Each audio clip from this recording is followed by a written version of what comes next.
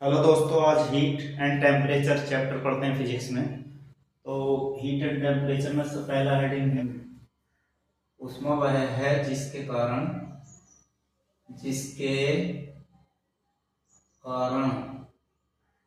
कोई वस्तु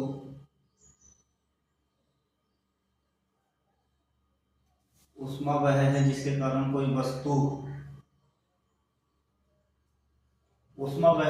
कारण कोई वस्तु ठंडी या गर्म ठंडी या गर्म महसूस होती है।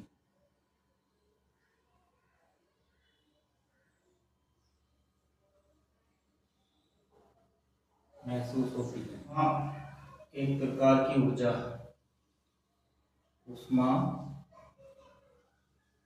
एक प्रकार की ऊर्जा होती है। ऊष्मा एक प्रकार की ऊर्जा होती है जो जो अणुओं की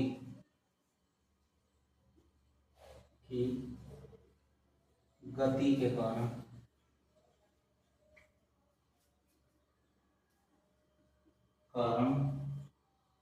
उत्पन्न होती है।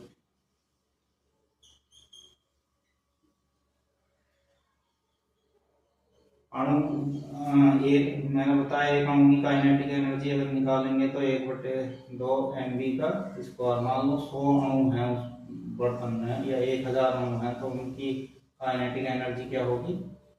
तो इसके कारण जो ऊष्मा उत्पन्न होगी, इनके कारण वो क्या कहलाएगी? इन इन अणुओं की गति के कारण जो ऊर्जा उत्पन्न होगी उसे क्या बोलते हैं? ऊष्मा। अब इसके कुछ मात्रक हैं। ऊष्मा के मात्रक क्या क्या हैं? यूनिट ऑफ हीट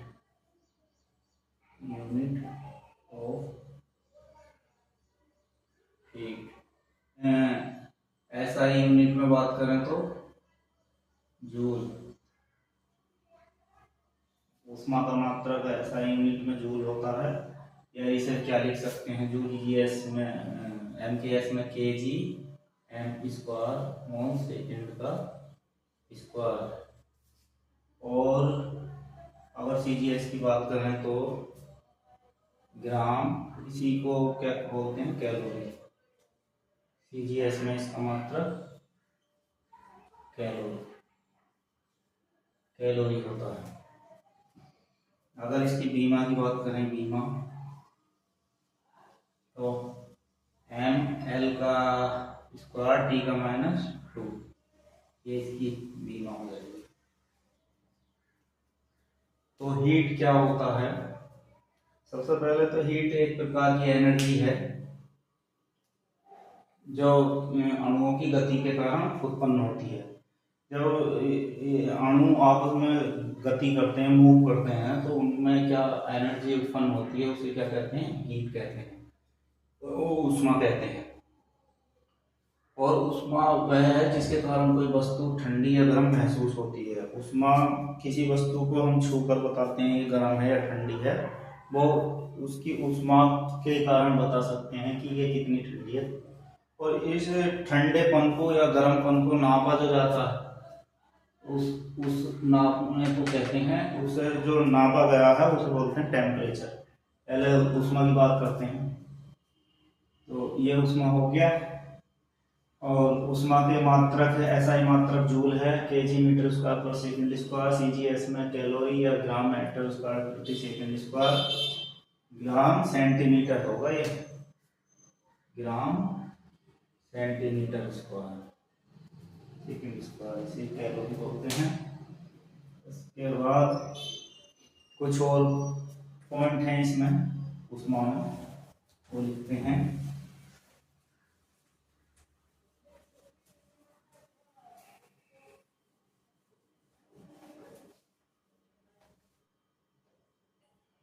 एक कैलोरी बराबर होता है 4.18 जूल, या इसे लिख देते हैं 4.2 ही लिख देते हैं, लेकिन पूरा पूरा होता है 4.18 जूल। अगर 1 जूल की बात करें, 1 जूल बराबर होता है 0.24 कैलोरी, ये होता है। अब इसे मापते का उष्मा को मापा किससे जाता है, ये उष्मा को कैलोरीमीटर होता है,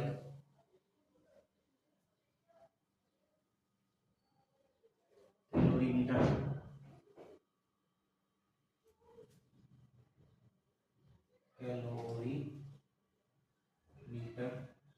से मापते हैं कैलोरीमीटर से मापते हैं। और ये कैलोरीमीटर पूछा जाता है किस धातु का बना होता है, कैलोरीमीटर बना होता है कॉपर का।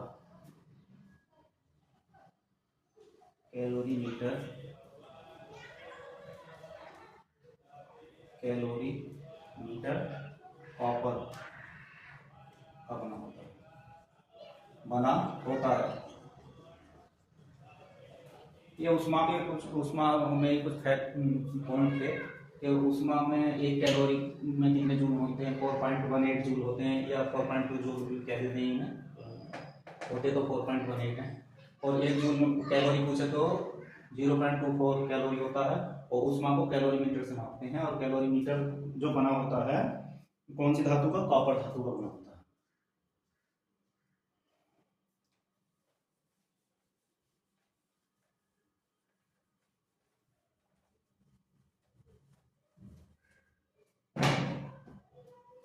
के बाद कुछ पॉइंट और हैं इसमें, जैसे एक पॉइंट आता है, एक कैलोरी उष्मा का अर्थ, ये आता है एक कैलोरी उष्मा क्या है, किसके बराबर है, ये क्या कहलाती है एक कैलोरी उष्मा। तो एक कैलोरी उष्मा का अर्थ है कि 1 ग्राम पानी का टेम्परेचर 1 डिग्री सेंटीग्रेड बढ़ाने के लिए जितनी उष्मा की आवश्यकता होती है उसे क्या कहते हैं, एक कैलोरी उष्मा। ठीक, अब इसे लिख देते हैं। एक कैलोरी उष्मा का अर्थ है 1 ग्राम पानी का टेम्परेचर, 1 ग्राम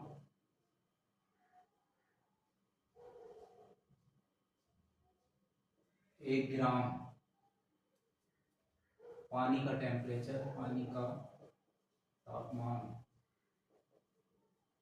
1 डिग्री सेंटीग्रेड बढ़ाने के लिए जितनी उष्मा की आवश्यकता होती है,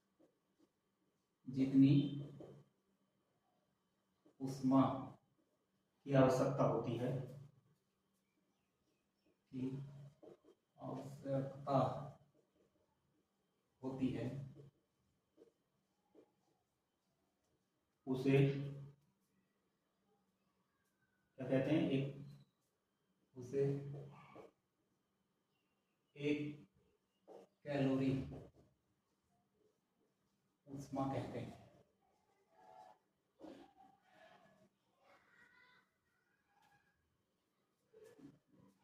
एक कैलोरी उष्मा का अर्थ है, एक कैलोरी उष्मा का क्या अर्थ होता है कि 1 ग्राम वाटर लो, 1 ग्राम वाटर का टेम्परेचर 1 डिग्री सेंटीग्रेड बढ़ाने के लिए, तो जितनी उष्मा की आवश्यकता होगी, 1 ग्राम पानी का टेम्परेचर 1 डिग्री सेंटीग्रेड बढ़ाने के लिए जितनी उष्मा की आवश्यकता होगी उसे क्या बोलेंगे, एक कैलोरी उष्मा। और उसके बाद एक होता है एक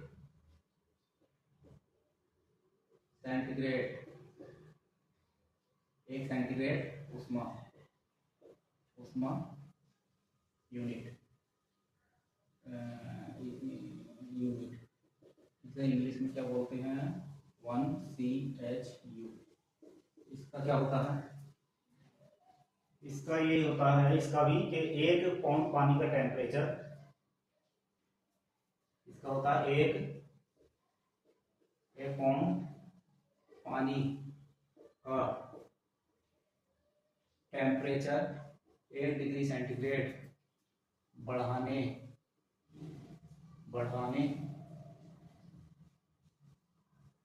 के लिए जितनी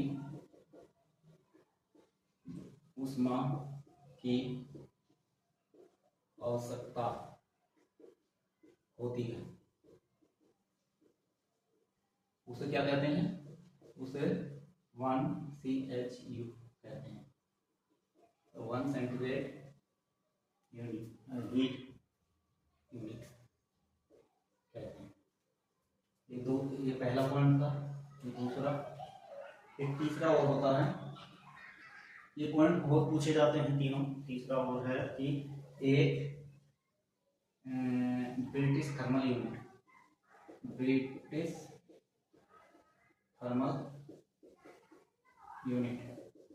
इसे कहते हैं 1 BPH और U।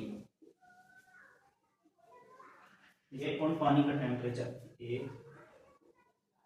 एक पाउंड पानी का टेम्परेचर 1 डिग्री फ़ारेनहाइट है, ये ऊपर सेंटीग्रेड था दोनों में, फ़ारेनहाइट बढ़ाने के लिए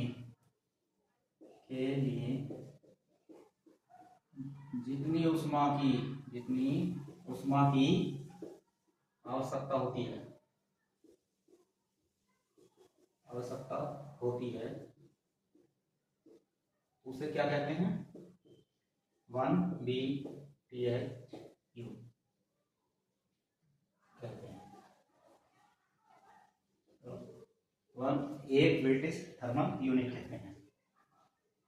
उसी प्रकार इसमें एक पूछ लेता है कि 1 ब्रिटिश थर्मल यूनिट बराबर 252 कैलोरी होती है।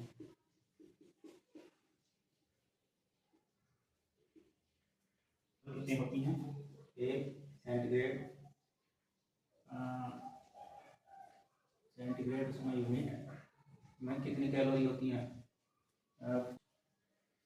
453.6 कैलोरी ये होता है। ऊष्मा क्या होता है, ऊष्मा का जो है, ऊष्मा एक प्रकार की एनर्जी है जो अणुओं की गति के कारण उत्पन्न होती है। यह ऊष्मा एक प्रकार की एनर्जी है जो अणुओं की गति के कारण उत्पन्न होती है। और कोई ऊष्मा वह है जो कोई वस्तु कितनी ठंडी है या कितनी गर्म है इसका अनुभव कराए या महसूस करे, कितनी गर्म है या इतनी ठंडी। तो और ऊष्मा का मात्रक जूल kg मीटर स्क्वायर पर सेकंड का स्क्वायर या CGS में कैलोरी होता है। और इसका ऊष्मा की अगर उसकी बात करें बीमा की, तो ml स्क्वायर T-2। उसके बाद ये है, पूछा जाता है एक कैलोरी ऊष्मा क्या है, या 1 सेंटीग्रेड ऊष्मा क्या है, या एक ब्रिटिश थर्मल यूनिट क्या है, 1 CHU 1 BHU क्या है, और इनमें कितनी कैलोरी होती है, ये पूछा जाता है। तो 1 कैलोरी ऊष्मा का अर्थ होता है कि 1 ग्राम वाटर जो होता है, 1 ग्राम वाटर को का टेम्परेचर 1 डिग्री सेंटीग्रेड बढ़ाने के लिए जितनी ऊष्मा की आवश्यकता होती है वह ऊष्मा उसकी क्या, 1 कैलोरी ऊष्मा। इसी प्रकार ये है कि 1 सेंटीग्रेड ऊष्मा, 1 सेंटीग्रेड 1 CHU, इसमें क्या है कि 1 पाउंड पानी का टेम्परेचर 1 डिग्री सेंटीग्रेड बढ़ाने के लिए जितनी ऊष्मा की आवश्यकता होती है उसे क्या बोलते हैं, 1 CHU कहते हैं। इसी प्रकार एक ब्रिटिश थर्मल यूनिट है।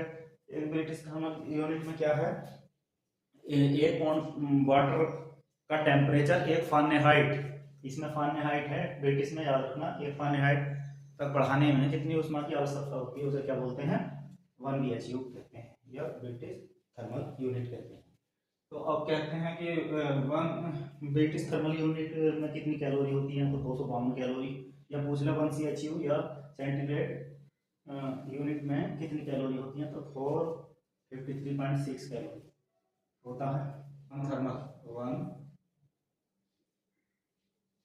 वन थर्मल बराबर होता है 10,000 ब्रिटिश थर्मल यूनिट, ये जूल होता है।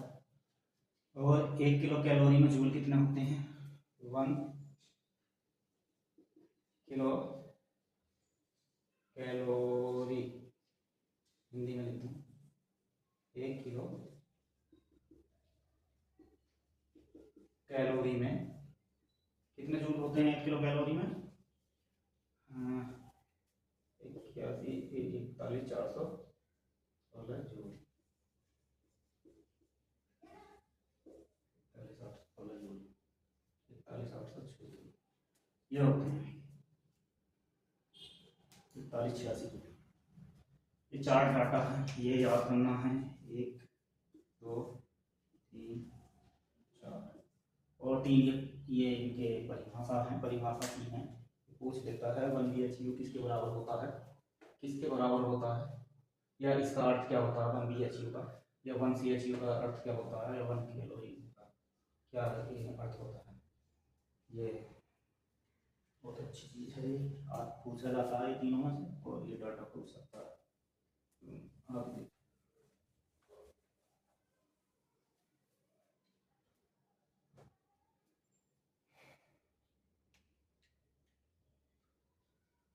आप लिखते हैं टाइप ऑफ हीट, उष्मा के प्रकार, संवेदनशील संवेदनशील उष्मा, इसे इंग्लिश में क्या बोलते हैं, संवेदनशील उष्मा को सेंसिटिव हीट, SENSIBL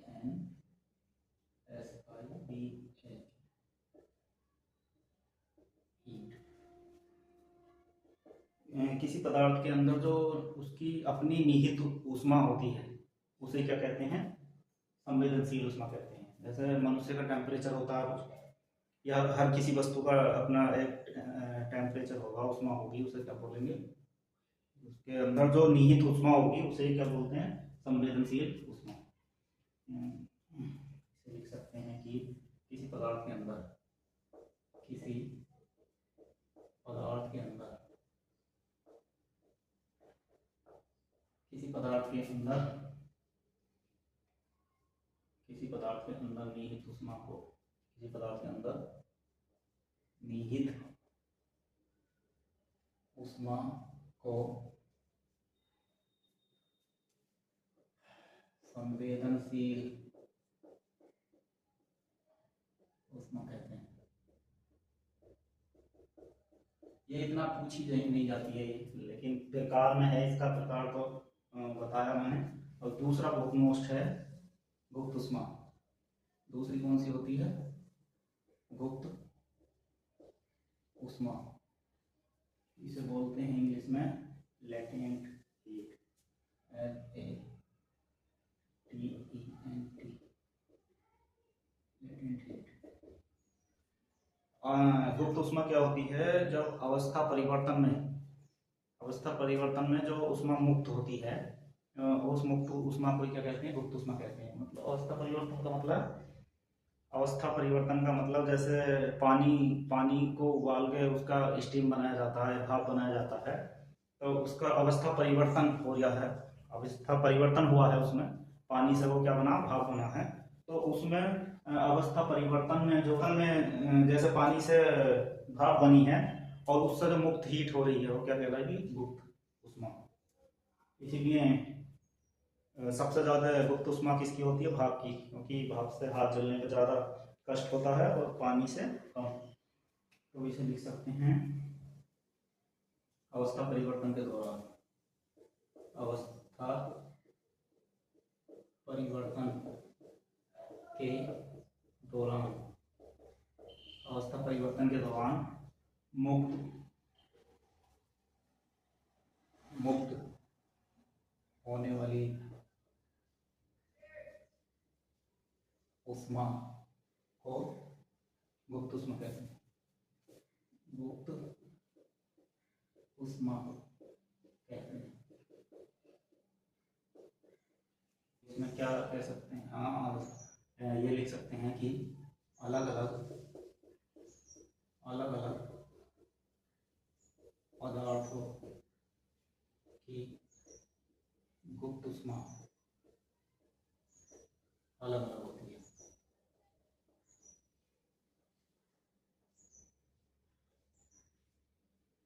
पानी की अलग होगी, भाप की अलग होगी, ठोस की अलग होगी, सबकी अलग अलग होती है। और इसमें लिख लो कि सबसे ज्यादा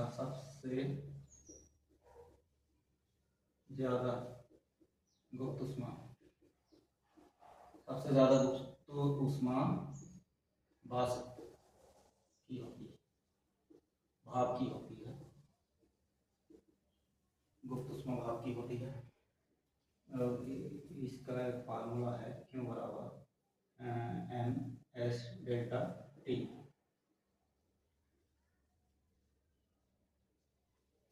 Q उष्मा है, एम द्रव्यमान मास है, और एस है विशिष्ट उष्मा, और डेल्टा टी है इसका टेम्परेचर का अंतर डेल्टा टी।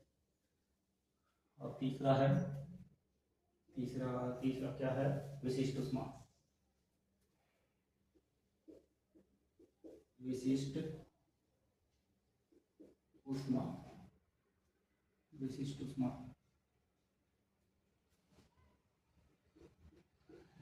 का फार्मूला होता है। ये उष्मा की जो डेफिनेशन, इसके हीट की जो डेफिनेशन लिखी थी ना, उसमें लिखना था ये, तो इधर भी लिख लो। विशिष्ट उष्मा स्पेसिफिक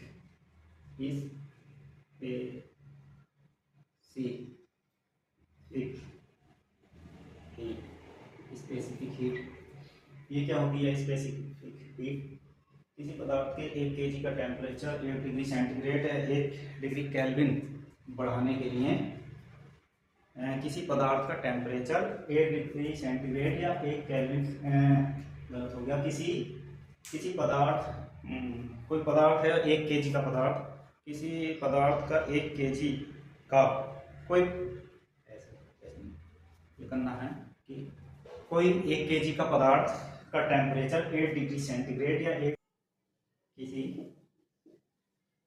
1 kg पदार्थ का टेम्परेचर या तापमान 1 डिग्री सेंटीग्रेड या 1 डिग्री केल्विन बढ़ाने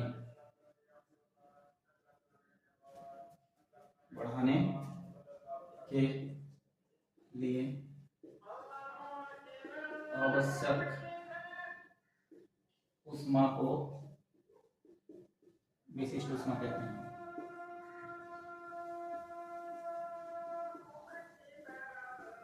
विशिष्ट उष्मा कहते हैं।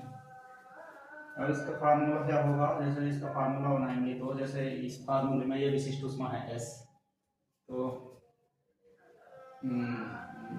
विशिष्ट उष्मा S बराबर, S इधर ही ले जाएंगे तो ये सब बटे में चला जाएगा, Q बटे M इंटू डेल्टा टी। और इसका मात्रक क्या बनेगा, मात्रक की बात करें तो मात्रक है इसका जूल प्रति, ये उष्मा है, उष्मा का जूल है, जूल, और द्रव्यमान का केजी, और टेम्परेचर का केल्विन। या क्या लिख सकते हैं इसका मात्रक, और क्या लिखा जा सकता है इसका मात्रक, क्या लिखा जा सकता है, कैलोरी ग्राम प्रति केल्विन, कैलोरी, ये कैलोरी ग्राम केल्विन। तो इसका अगर बीमा की बात करें तो बीमा क्या बनेगी इसकी, बीमा बढ़ेगी इसकी जो एल स्क्वायर टी का -2 एल टी का -2 और केल्विन का K-1 ये इसकी बीमा विशिष्ट ऊष्मा एल स्क्वायर T-2 K का -1।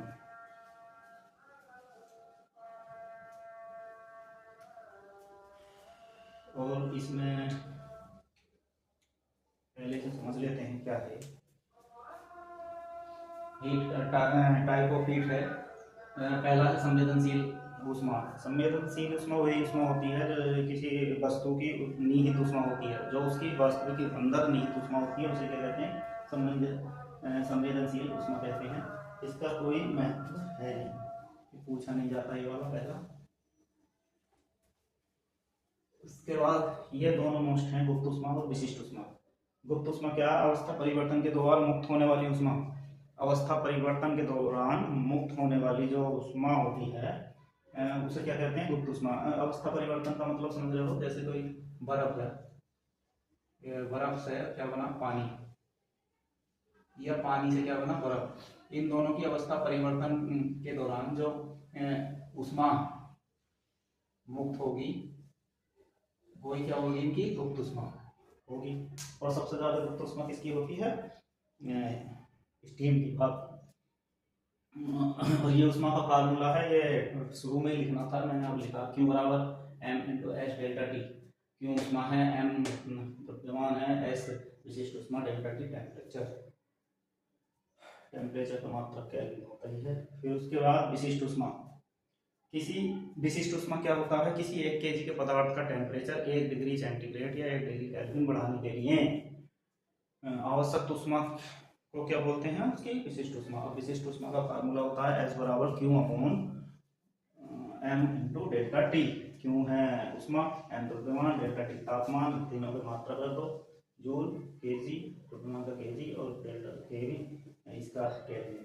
या इसे क्या लिख सकते हैं? कैलोरी ग्राम केल्विन। इसका जो बीमा है L स्क्वायर T-2 K का -1।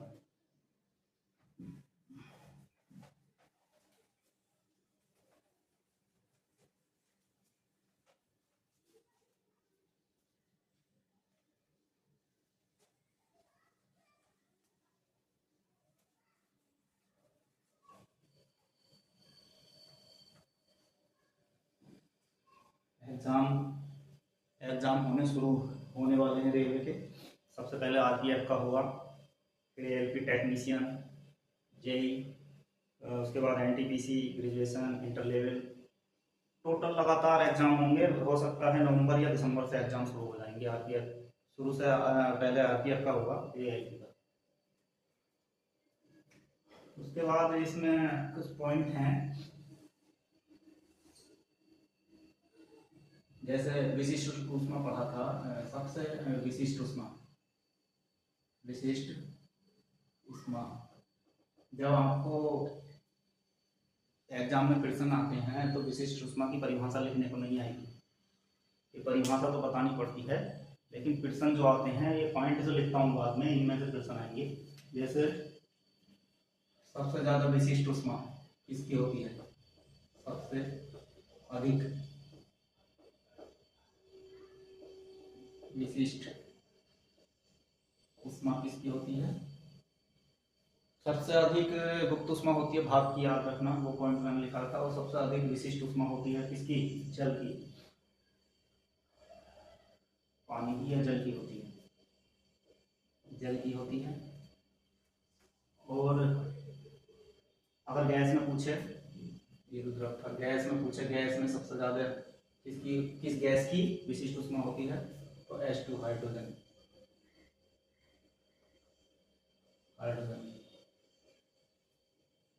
ये याद रखना, हाइड्रोजन की सबसे अधिक विशिष्ट ऊष्मा होती है। उसके बाद सबसे अधिक द्रव के लिख ले, सबसे अधिक गैस की हो गई। अब सबसे कमजोर कह दो या कम विशिष्ट ऊष्मा किसकी होती है? तो होता है Pb, कहते हैं लेड। पीवी की सबसे कमज़ोर होती है, लगभग होती है लगभग होती है 0.03 कैलोरी प्रति ग्राम सेंटीग्रेड। ये होती है। ठीक है, ये 3 पॉइंट है। सबसे अधिक विशिष्ट ऊष्मा पूछे तो द्रव में जल की, और गैस में पूछे तो हाइड्रोजन की, और सबसे कम होती है पीवी लेड की विशिष्ट ऊष्मा। अब ऊष्मा खत्म, अब पढ़ेंगे टेम्परेचर। दूसरा क्या था? टेम्परेचर, तापमान।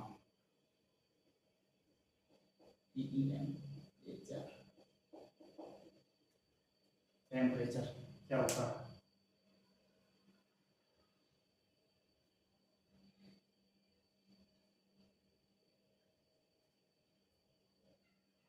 टेम्परेचर क्या होता है? कोई वस्तु कितनी ठंडी है या कितनी गर्म है, इस चीज का मापन जो किया जाता है उसी को क्या कहते हैं? उसका टेम्परेचर कहते हैं।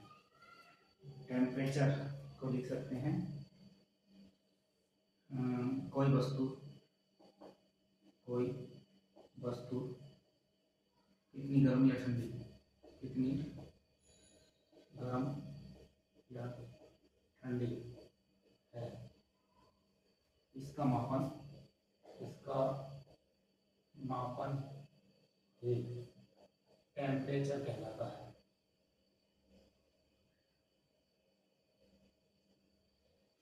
कोई वस्तु कितनी गर्म या कितनी ठंडी है, ये क्या कहलाता है? टेम्परेचर कहलाता है। अब इसके यूनिट, टेम्परेचर के यूनिट अगर ऐसा यूनिट की बात करें तो केल्विन। केल्विन इसका मात्रक होता है। और अगर अन्य यूनिट की बात करें, अन्य क्या क्या होती हैं? अन्य यूनिट होती हैं जैसे सेंटीग्रेड होता है, फारेनहाइट होता है, फारेनहाइट लिखता हूँ ऐसी, और रोमर, सेंटीग्रेड, फारेनहाइट, रोमर, सेल्सियस। रोमर भी होता है, सेंटीग्रेड हो गया, फारेनहाइट हो गया, रोमर हो गया। यही होते हैं मापन। टेम्परेचर का मापन किससे करते हैं? थर्मामीटर से करते हैं। और इसकी जब थर्मामीटर की जब खोज करी थी, किसने बनाया था? गैलीलियो ने बनाया था। गैलीलियो ने था। एक वैज्ञानिक का नाम आपका खोज में सर क्लिफोर्ड एल्बर्ट ने इसकी खोज करी थी, बनाया गैलीलियो ने था। तो उसे भी याद रखना, सर क्लिफोर्ड एल्बर्ट। अब उसके बाद इसके कुछ स्केल हैं, जैसे थर्मामीटर इतने टेम्परेचर से इतने टेम्परेचर तक कौन से थर्मामीटर का यूज किया जाता है, उन्हें नोट करते हैं। तो पूछा जाता है, ये भी मोस्ट है 3 4। जैसे 0 डिग्री सेंटीग्रेड से नीचे टेम्परेचर मापने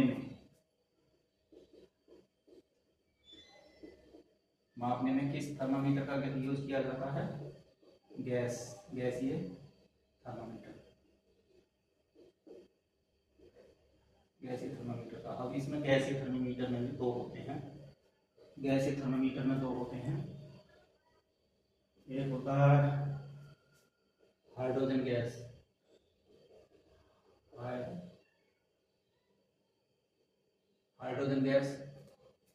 एक हाइड्रोजन गैस होता है, नाइट्रोजन। दो होते हैं गैस वाले। 0 डिग्री सेंटीग्रेड से नीचे जो टेम्परेचर मापते हैं उसके लिए गैसीय थर्मामीटर का यूज करते हैं। और कौन कौन सी गैसों का यूज होता है? हाइड्रोजन और नाइट्रोजन N2 का। और कहाँ कहाँ कौन सी गैस का यूज करते हैं ये नोट कर लो। जैसे ये है 200 डिग्री सेंटीग्रेड से -200 डिग्री सेंटीग्रेड से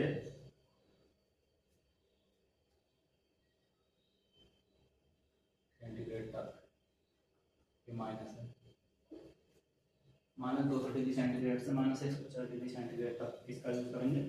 150 में नहीं है, ये 1500 डिग्री सेंटीग्रेड तक।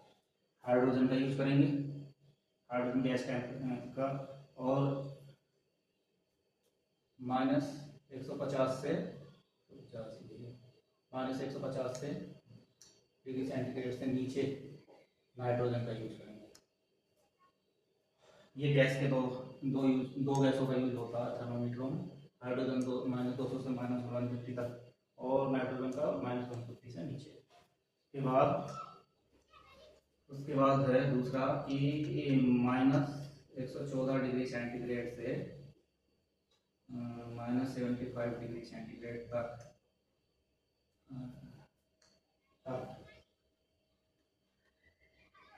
टेम्परेचर मापने के लिए इसका यूज करेंगे। इसमें करेंगे -114 डिग्री सेंटीग्रेड से -75 सेंटीग्रेड तक करेंगे एल्कोहल का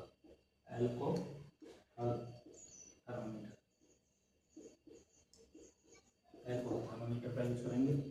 उसी प्रकार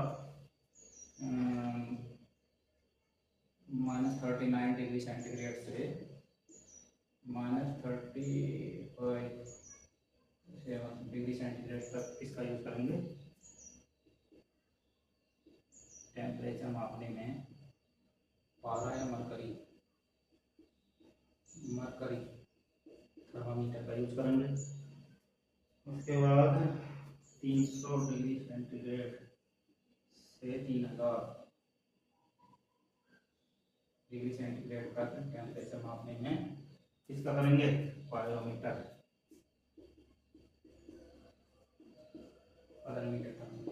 ये फिर आता है उच्च टेम्परेचर मापने के लिए कौन से थर्मामीटर का यूज किया जाता है, ये है पायरोमीटर।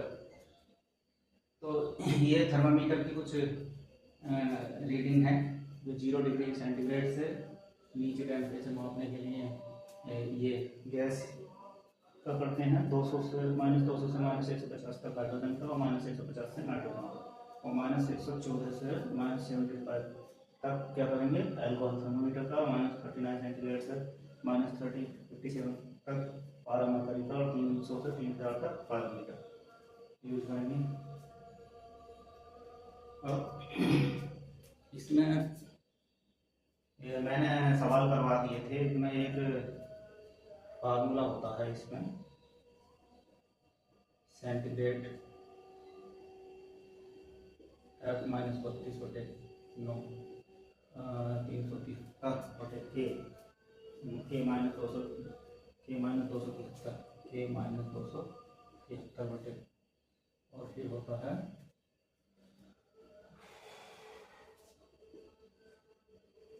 ये फार्मूला होता है। इसमें सेंटीग्रेड को फारेनहाइट और केल्विन को रोमन या आपस में चेंज करने के लिए, इसका मैंने न्यूमेरिकल कराया थी पहले क्लासों में।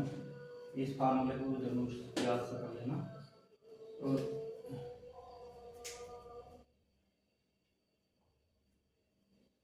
टेम्परेचर क्या होता है, पता चला टेम्परेचर क्या होता है, कोई वस्तु कितनी ठंडी या गर्म है, इसी का मापन जो है टेम्परेचर कहलाता है। इसका मात्रक जो है सही मात्रक केल्विन है, इसके अन्य मात्रक जैसे सेंटीग्रेड, रोमन, केल्विन केल्विन तो ऐसा ही है, सेंटीग्रेड, फारेनहाइट, रोमन। और इसमें जो है मापन इसका थर्मामीटर से किया जाता है। थर्मामीटर का जो थर्मामीटर बनाया था गैलीलियो ने, और इसकी खोज जो अगर खोज पूछे तो सर कैलिफोर्ड हेलीबर्ट वैज्ञानिक थे। और अब ये 4 प्रकार के थर्मामीटर यूज होते हैं, जैसे 0 डिग्री सेंटीग्रेड से नीचे टेम्परेचर गैसीय थर्मामीटर का यूज करेंगे। -200 से -150 हाइड्रोजन गैस यूज होती है। -150 से नीचे नाइट्रोजन गैस यूज होती है। और -114 सेंटीग्रेड से -75 सेंटीग्रेड तक एल्कोहल का, और -39 से -57 तक क्या पारा, और 300 से 3000 सेंटीग्रेड तक पायरोमीटर का। और ये फार्मूला है।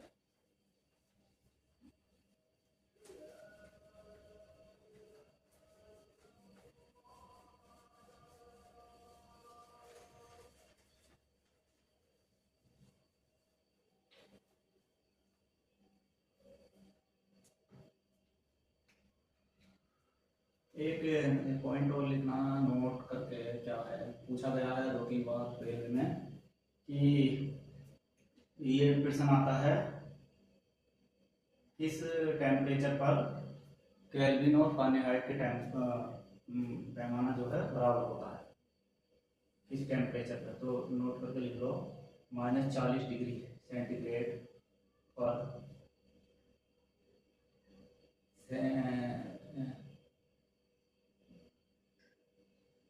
सेंटीग्रेड और फ़ारेनहाइट का टेम्परेचर सेम होता है, बराबर होता है।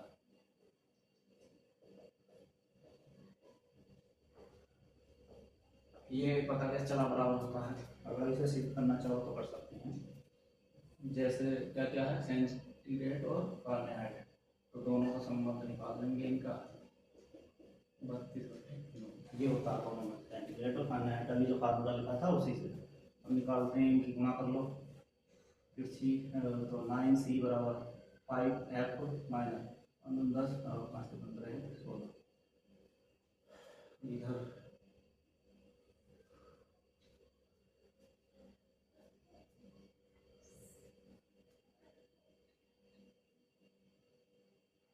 9C बराबर 5 गुना -40 और इस इधर लिखा जाएगा 9 गुणा -40 डिग्री सेंटीग्रेड है ना, इधर रखा जाएगा। तो 5F को -160 तो 36 बराबर 5F -160 और उधर जाएगा 5F बराबर कितना हो जाएगा, ये हो जाएगा 200 प्लस में हो जाएगा, तो प्लस का बचेगा 200, 5 चौक 20 बराबर 40 बराबर आया। माइनस का आएगा -40 डिग्री सेंटीग्रेड या -40 डिग्री फ़ारेनहाइट जो है, इसका जो टेम्परेचर बराबर होता है इन दोनों स्केलों का, -40 डिग्री। ये सिद्ध कर सकते हैं।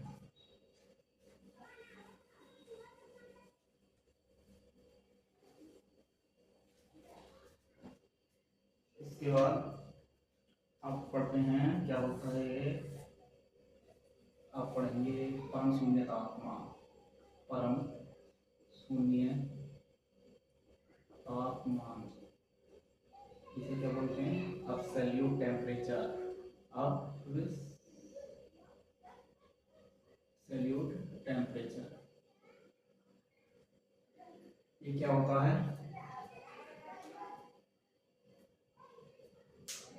एब्सोल्यूट परम शून्य तापमान मतलब इससे नीचे टेम्परेचर होना असंभव है। तो इसका मान होता है -0 डिग्री केल्विन होता है, या कितना होता है -273 सेंटीग्रेड। 0 डिग्री केल्विन या -273 डिग्री सेंटीग्रेड, ये जो टेम्परेचर होता है ये परम शून्य तापमान कहलाता है, क्योंकि इससे नीचे टेम्परेचर होना असंभव है। तो इसे क्या लिख सकते हैं एब्सोल्यूट टेम्परेचर को, कि जब टेम्परेचर को केल्विन में मापते हैं, जब टेम्परेचर को केल्विन में नापते हैं तब इसे क्या कहते हैं? नापते हैं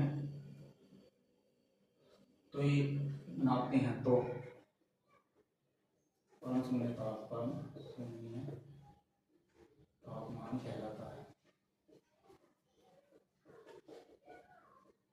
परम शून्य तापमान कहलाता है जब टेम्परेचर को केल्विन में नापते हैं। तो केल्विन 0 डिग्री केल्विन आएगा, या उसे क्या बोल सकते हैं -273 डिग्री सेंटीग्रेड, जिसे परम शून्य तापमान कहते हैं। इसका कोई बस पता होना चाहिए परम एब्सोल्यूट टेम्परेचर क्या होता है। आगे है क्या है, आगे हीट ट्रांसफर। और उसका हीट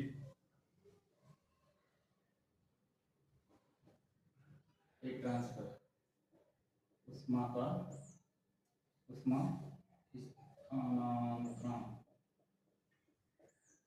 का ट्रांसफर कैसे होता है? पहला है कौन सी विधि से होता है? चालन विधि से। दूसरा विकिरण विकिरण विधि से, और तीसरा संवहन। संवहन विधि से ये होती हैं 3 विधि, चौथी और होती है, उसे लिख लो, वैसे अभिवहन। ये 4 विधि से ऊष्मा का जो है ट्रांसफर होता है। इंग्लिश में जरूर याद कर लो इन्हें, इंग्लिश में ही पूछे जाते हैं। कंडक्शन और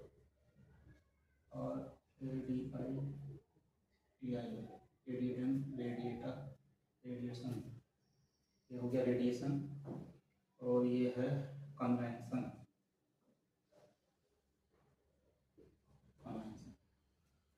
ये है एडवेक्शन,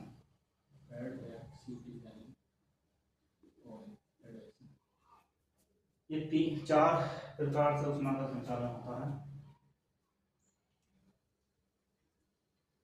चालन विधि से क्या होता है, ऊष्मा का संचालन कैसे होता है, जब कोई 2 पदार्थ संपर्क में रखे तो इनकी अणुओं की गति जो होगी, अणुओं की परस्पर गतियों से जो हीट का ट्रांसफर होगा, उसे क्या कहेंगे, चालन।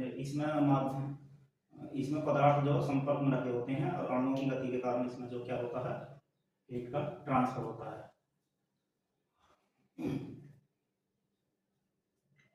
और इसमें क्या माध्यम की आवश्यकता होती है, क्योंकि बिना माध्यम के टेम्परेचर ट्रांसफर नहीं हो सकता, क्या हीट ट्रांसफर नहीं हो सकता। तो इसमें लिख सकते हैं, इसमें ऊष्मा का ट्रांसफर, ऊष्मा का ट्रांसफर अणुओं की गति के कारण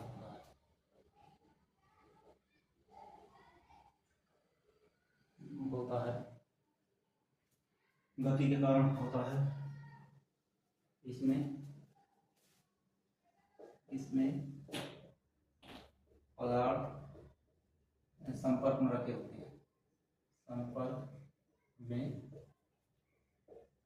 होते हैं,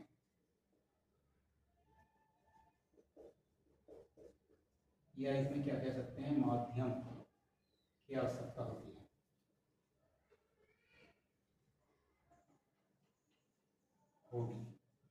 इसमें माध्यम होना बहुत जरूरी है, चालन द्वारा जो हीट का ट्रांसफर होता है। अब जैसे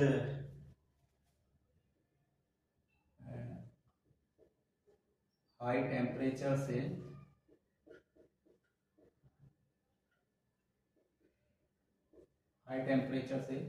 लो टेम्परेचर की तरफ जो हीट का ट्रांसफर होता है, वो चालन के कारण ही होता है। सबसे पहली बात है कि विकिरण में किसी भी माध्यम की आवश्यकता नहीं होती, विकिरण में हीट ट्रांसफर के लिए किसी माध्यम की आवश्यकता नहीं होती, इसमें किसी माध्यम की आवश्यकता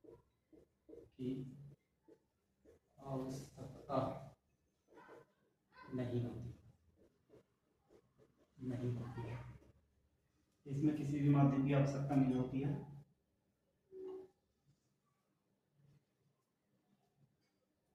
हाँ, और क्या लिखना है, सबसे तेज या अधिक तेज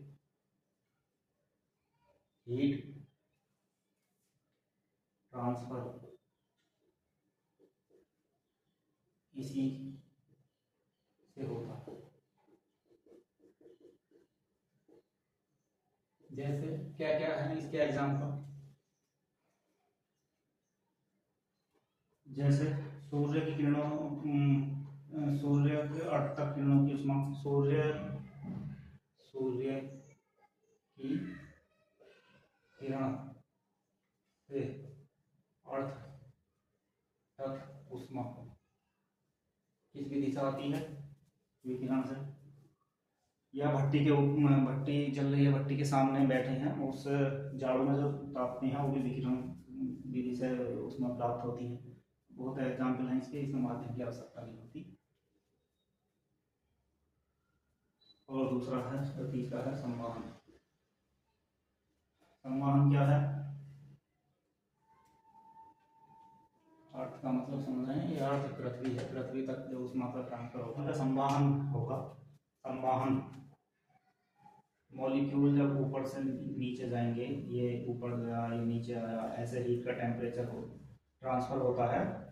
ये वाटर का जो एग्जाम्पल था वो संवहन में था। इसमें चालन में संपर्क में होती हैं कोई भी वस्तु में, जब क्या होते हैं ऊष्मा का ट्रांसफर होता है।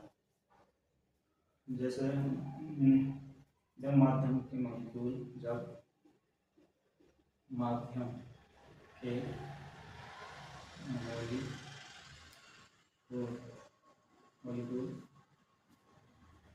मॉलिक्यूल द्वारा टेम्परेचर का ट्रांसफर होता है, द्वारा टेम्परेचर का ट्रांसफर होता है तो उसे संवहन विधि कहते हैं। इसमें क्या होता है, क्षैतिज ऊपर या नीचे मॉलिक्यूल कैसे गति करते हैं, ऊपर नीचे, इसमें ऊपर नीचे गति करते हैं और मॉलिक्यूल। जैसे ये पानी गर्म करते हैं तो ये गर्म पानी ऊपर जाता है, ठंडा नीचे आता है, ऐसे ऊपर नीचे इसका ट्रांसफर होता है। अभिवाहन क्या है? अभिवाहन क्षैतिज में ऊर्जा का ट्रांसफर है, मतलब इसमें क्या हो रहा है, ऊपर नीचे हीट का। और अभिवाहन में क्या होता है, क्षैतिज में, मतलब ये इधर जाएगा और ये इधर जाएगा, ऐसे क्षैतिज में जो ऊष्मा का ट्रांसफर होता है उसे अभिवाहन कहते हैं। तो ये चार हैं। ये कभी कभी सूरज वाला पूछता है, सूरज की जो किरण जो ऊष्मा मिलती है वो किस विधि से मिलती है, वो विकिरण से मिलती है। संवहन से पानी वानी उबालते हैं, और क्या है, किसी लोहे की छां को या किस विधि से गर्म किया जाता है, चालन विधि से करता है। वो अणुओं के संपर्क से उसकी जो है, चालन में माध्यम की आवश्यकता होती है, विकिरण में माध्यम की आवश्यकता नहीं होती है। और इसमें जो संवहन में माध्यम की भी आवश्यकता होती है, और माध्यम में मॉलिक्यूल जो होते हैं वो मॉलिक्यूल ऊपर नीचे गति करते हैं, उनसे हीट का ट्रांसफर होता है। और अभिवाहन में क्या होता है कि अभिवाहन में ये माध्यम तो होता ही है, मॉलिक्यूल क्षैतिज दिशा में गति करते हैं, तो उससे जो हीट उत्पन्न होती है और हीट का ट्रांसफर होता है, ये याद रखना। और बाकी इसमें कुछ है नहीं।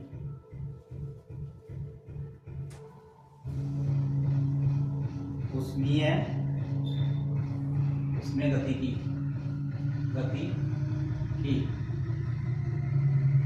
उसमें गति के नियम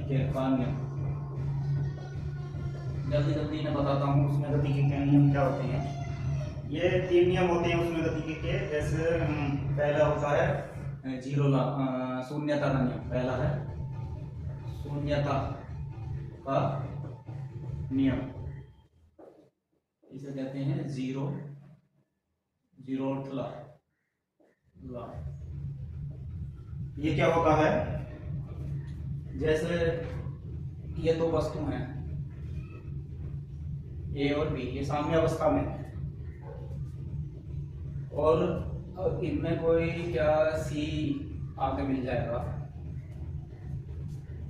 तो जो ए और बी का टेम्परेचर होगा, वही बी और सी का होगा, और वही सी और ए का होगा। ये शून्यता का नियम है। तो इसे अगर लिखना चाहें तो क्या लिख सकते हैं, अगर ए और बी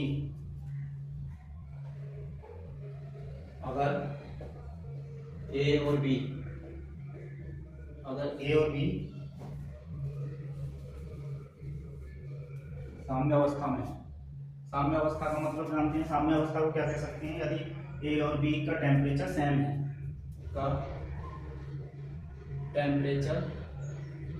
है, तो यदि ए और बी का टेम्परेचर सेम है तो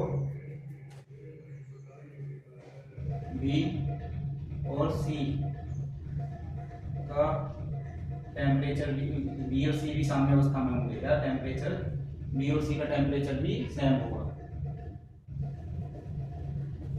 यही है मैंने बताया था, यदि ए और बी साम्य अवस्था में है, दोनों का टेम्परेचर क्या है, इनका सेम है। ये इधर कर रहा है, ये इधर, और इधर क्या सी मिल जाए सी, तो बी और सी भी क्या होंगे, साम्य अवस्था में होंगे। यही है जीरो नियम, इसमें गति का जीरो नियम। ठीक है, इसमें कुछ नहीं है। दूसरा नियम थर्मोडायनेमिक्स का फर्स्ट नियम, first law of thermodynamics. First law of thermodynamics क्या है, इसे क्या बोलते हैं, ऊर्जा संरक्षण का नियम। इसे ऊर्जा संरक्षण का नियम भी कहते हैं।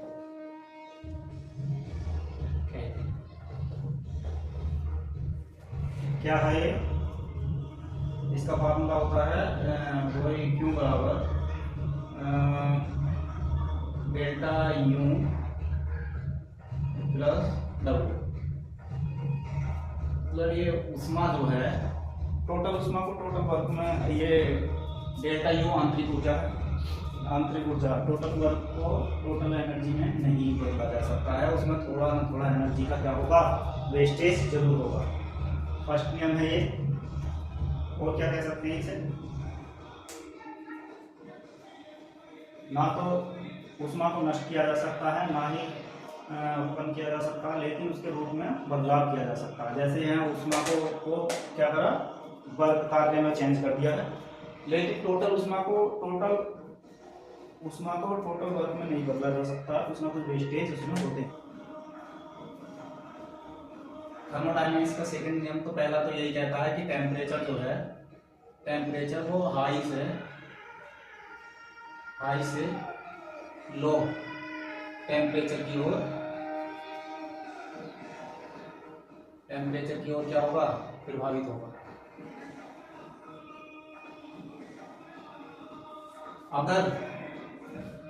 अगर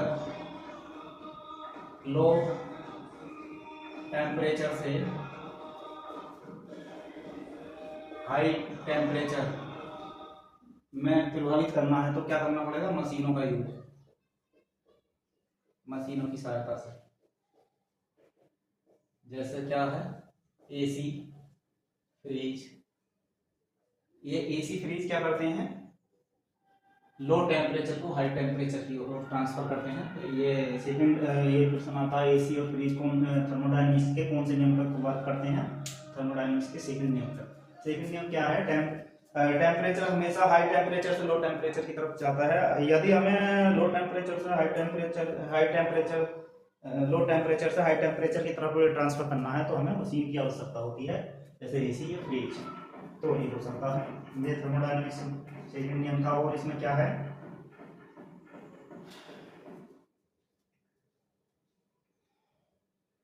उसके बाद एक इसमें वो आता है किरचॉफ का नियम। ये किरचॉफ का नियम जो है, ये थर्मोडायनेमिक्स वाला है, वो वाला नहीं है।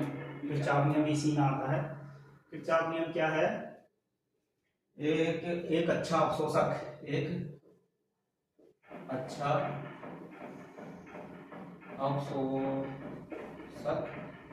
ही अच्छा उत्सर्जक होता है। ये था किरचॉफ का थर्मोडायनेमिक्स वाला नियम। ये क्या कहता है कि जो उष्मा को अच्छी तरह से अवशोषित करता है, वो अच्छी तरह से उत्सर्जित भी करेगा। जैसे रेगिस्तान का रेत होता है, वो दिन में क्या करता है, गर्म रहता है और अवशोषित करता है उष्मा को, और रात में ठंडा रहता है। तो जैसे वो अवशोषित करता है और रात में उत्सर्जित भी अच्छी करता है। सही है। जैसे काला बर्तन, खाना पकाने वाला बर्तन की काली परत होती है, वो अच्छा अवशोषक और अच्छा उत्सर्जक होता है, जल्दी गर्म और जल्दी ठंडा हो जाता है। ये किरचॉफ का नियम। थर्ड लॉ ऑफ थर्मोडायनामिक्स क्या है? थर्ड लॉ है कि परम शून्य ताप परम शून्य ताप 0 डिग्री सेंटीग्रेड पर किसी परम शून्य ताप 0 डिग्री सेंटीग्रेड पर किसी शुद्ध दोष रहित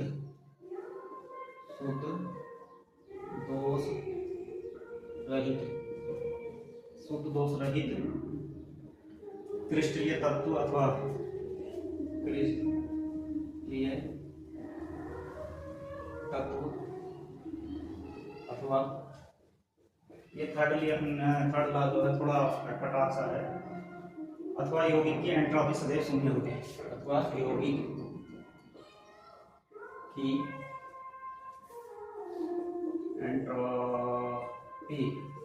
एंट्रॉपी सदैव शून्य होती है। ये थर्ड लॉ है। परम शून्य ताप 0 डिग्री सेंटीग्रेड पर किसी शुद्ध दोष रहित क्रिस्टलीय तत्व अथवा यौगिक की एंट्रॉपी सदैव शून्य होगी, ये होती है। एंट्रॉपी क्या होती है? किसी वेस्टेज को एंट्रॉपी कहते हैं। जैसे गाड़ी का धुआं, गाड़ी तेल फूंकने के बाद धुआं देती है, वो धुआं का कोई यूज नहीं होता, वो वेस्टेज जो होता है उसे एंट्रॉपी के रूप में कहते हैं। एक और है सापेक्ष आर्द्रता।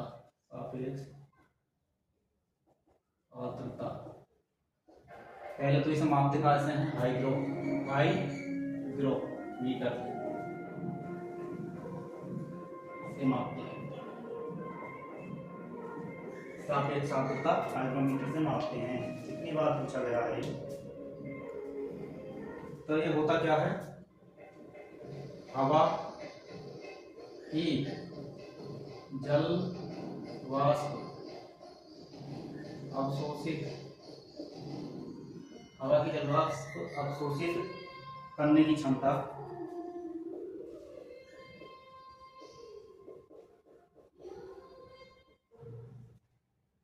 अवशोषित करने की क्षमता सापेक्ष आर्द्रता कहलाती है।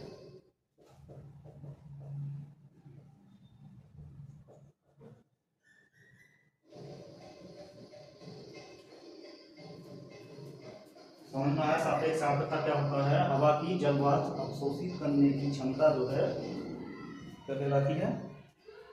सापेक्ष आर्द्रता कहलाती है। इसका अब इसे हमेशा इसका मात्रक क्या होता है? इसे जो प्रतिशत से शो करते हैं, प्रतिशत से शो करते हैं। अगर इसका फार्मूला देखें, सापेक्ष आर्द्रता